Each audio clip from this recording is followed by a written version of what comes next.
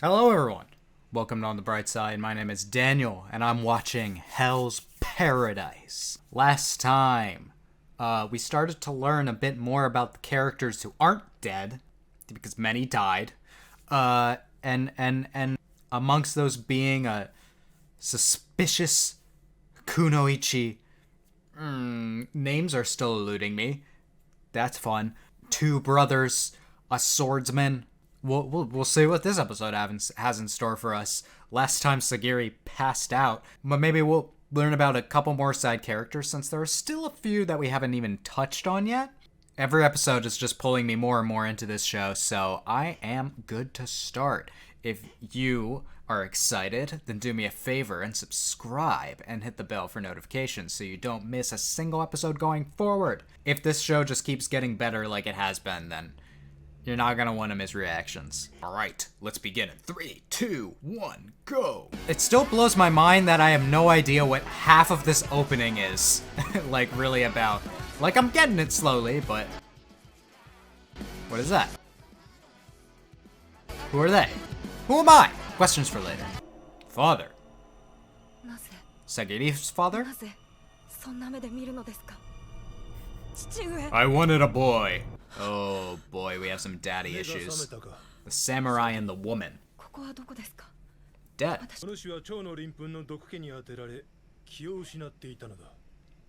Ah.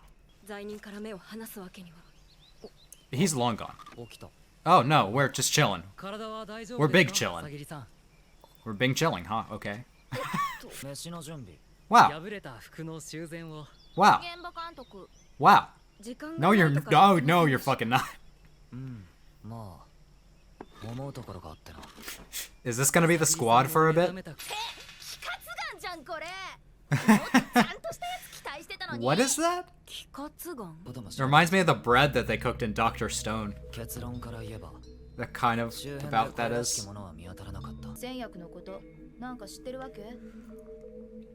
Maybe a tad bit.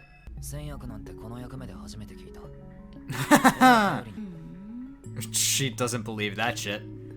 Yeah, you're all just gonna be stealthily withholding information from each other.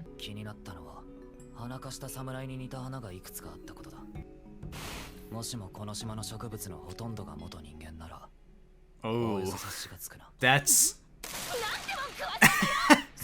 If all the flowers are dead people, that's pretty interesting.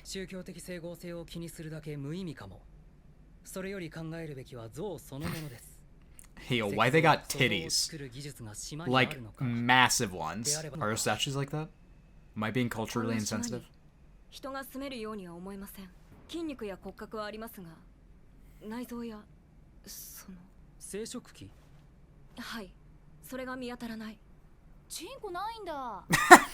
I guess not. Is there, like... These things have their own religion on this? Something bad happened here, like, a long time ago or something.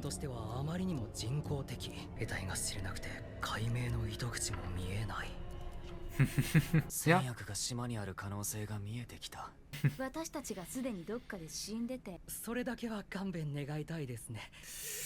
Alright, this group is, taking things slowly and rationally. See how that goes for them. Hi. Sagiri, Why?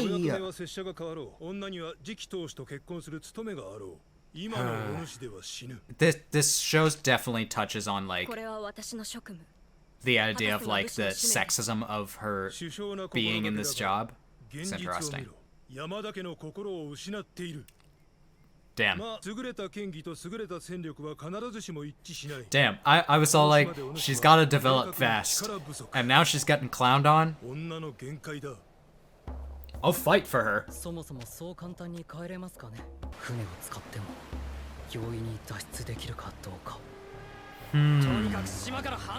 So they're running away. I was wondering about this character, because they seem to just disappear after we saw them first.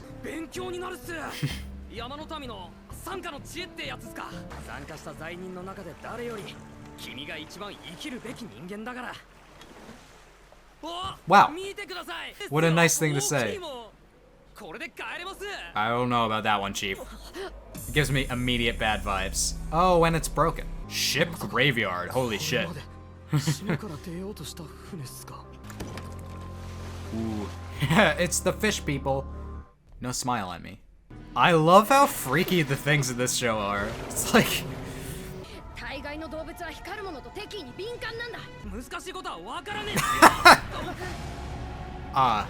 the himbo. Yeah, no, these are solid fuck no out of 10.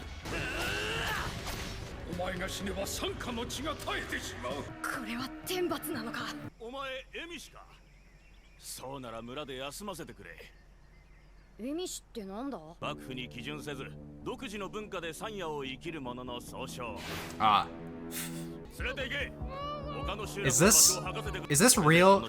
Because I know that Japan is not the like shogunate and stuff. We're not strangers to wiping out indigenous people.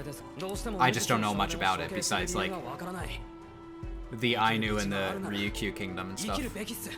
So upon further research, I did find out the Emishi were a real tribe that, you know, were pretty heavily persecuted. So it is historical.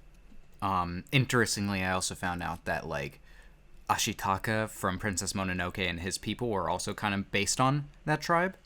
I just wasn't familiar with them, I guess, before this, but I will file it in my brain. This one was just... So he was just put to death because they were by association? Oh. Hi. You're not saying any words. Bye. There's so many tentacles. I hate this place so goddamn much.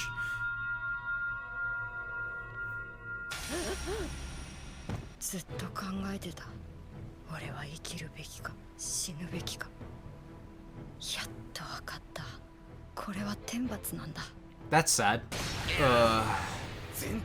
Because they led the people who killed them to...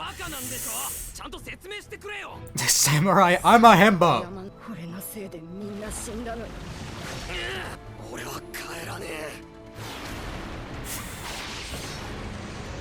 Wow. I mean, yeah, he's doing a lot here. Yeah, what do you really want? You might feel guilty, but... Alright. Then help me fight. Did we do it? I guess we fought well. So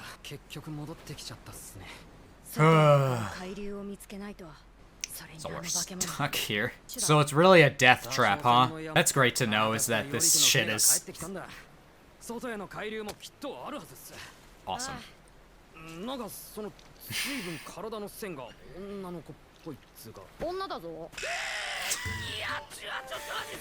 So like, I kinda had a hunch from like when I first saw them. I'm like, boy or girl? I do not know.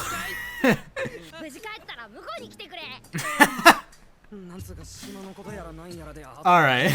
What a lighthearted scene for what we just witnessed. They seem nice. Can you go on our team?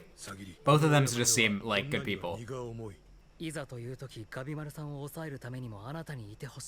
I mean, you kind of got a thing. He kind of has a thing for you. He cares about you. Also, we just learned that you can't get off the island unless you find a very specific part, so... How polite.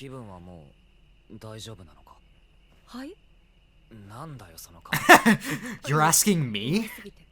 He cares. He's not hollow after all.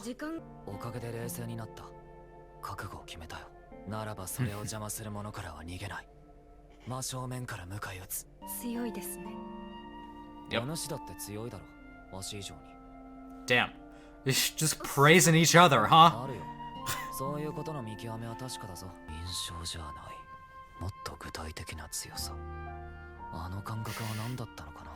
This music and this scene just reminds me of something that would be in like Xenoblade Chronicles.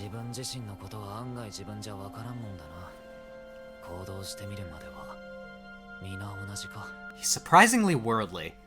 Like, I didn't expect that. I ain't leaving, bitch. You don't get a choice. I don't wanna!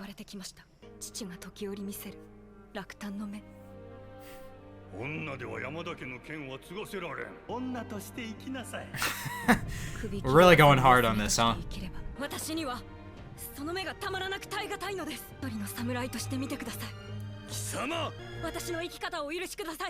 I like her standing up for herself.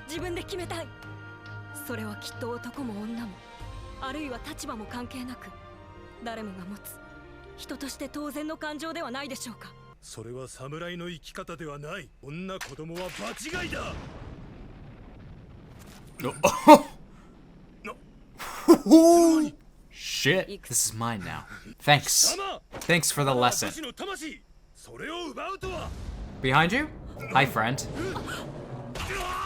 Oh my god.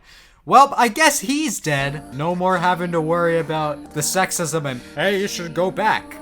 I don't feel that bad. Can you tell? Alright, that was another Hell's Paradise episode. That one was pretty good. It focused a lot more on Sagiri and her people doubting her entire life. I feel super bad for her. And like, how is it hard to understand? I understand. This takes place like hundreds of years ago, but is it really that hard to understand that she is the daughter of like a family of executioners? No one wants to get with her. So, of course she's gonna want to follow in her family's footsteps, but just like nothing that she could do in her life would give her respect.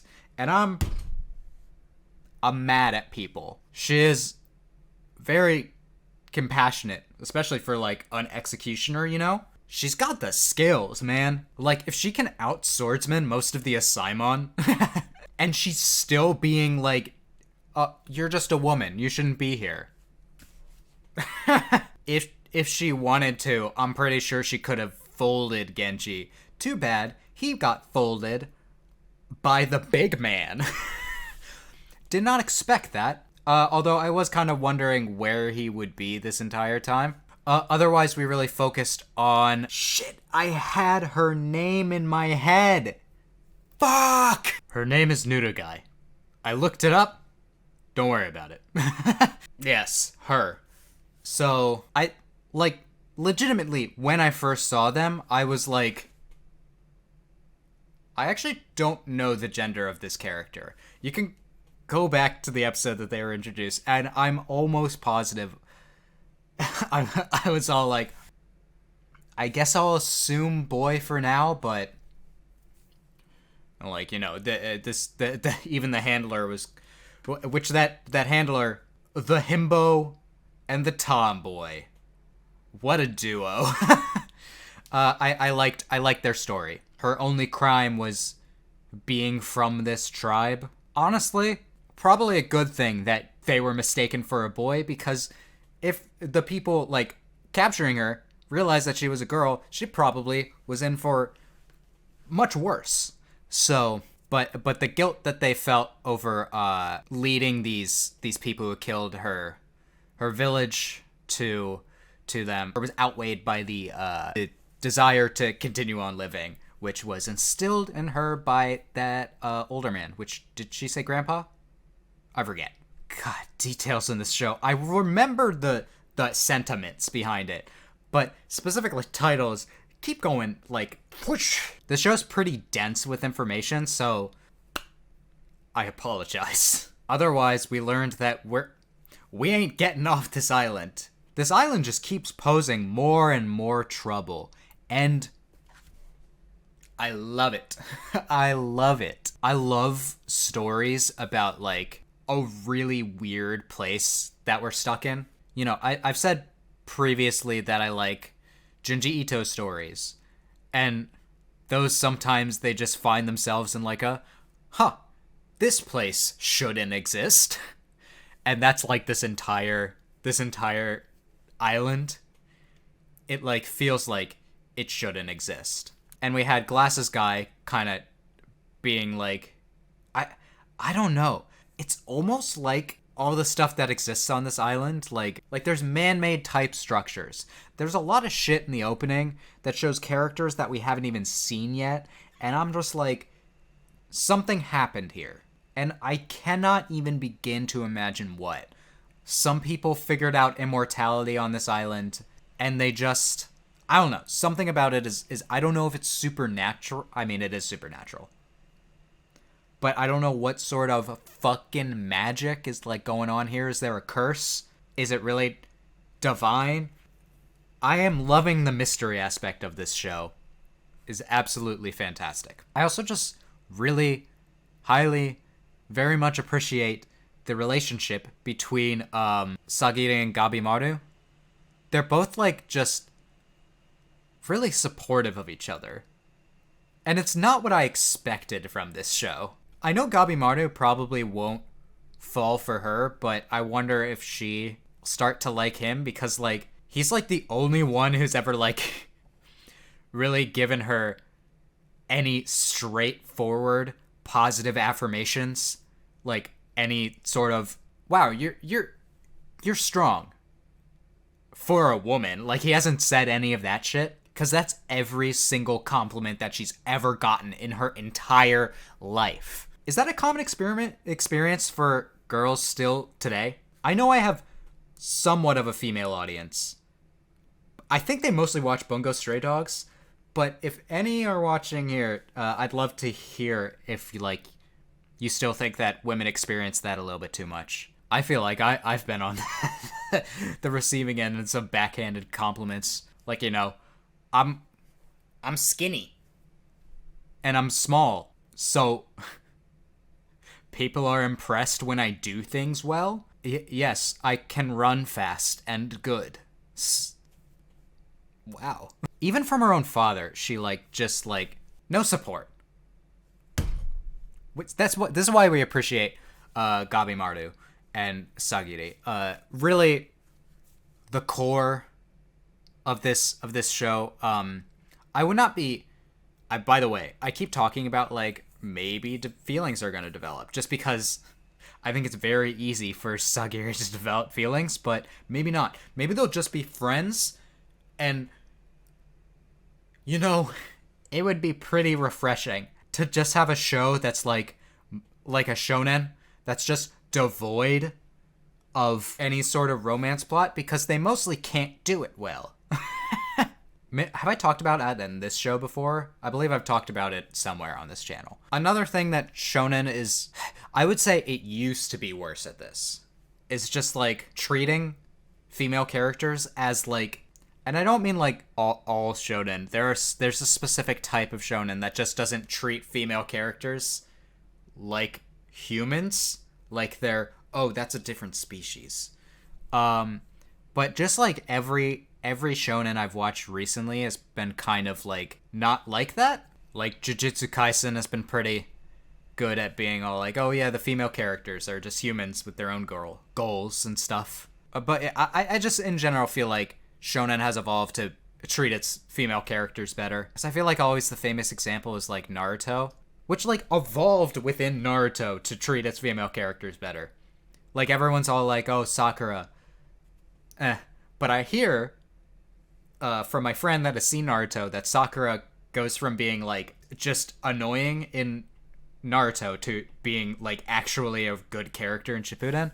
I have a lot of female friends, and they point out these things for anime, and so now I'm conditioned to be how could anime be more female friendly? Which, by the way, I'm not saying that's a bad thing that I do, but you know, I just don't see it a lot from a lot of anime fans. I am just talking for the sake of talking at this point, so I'm gonna end the reaction. The mystery, it grows bigger. I'm so curious to see what is going on with this island.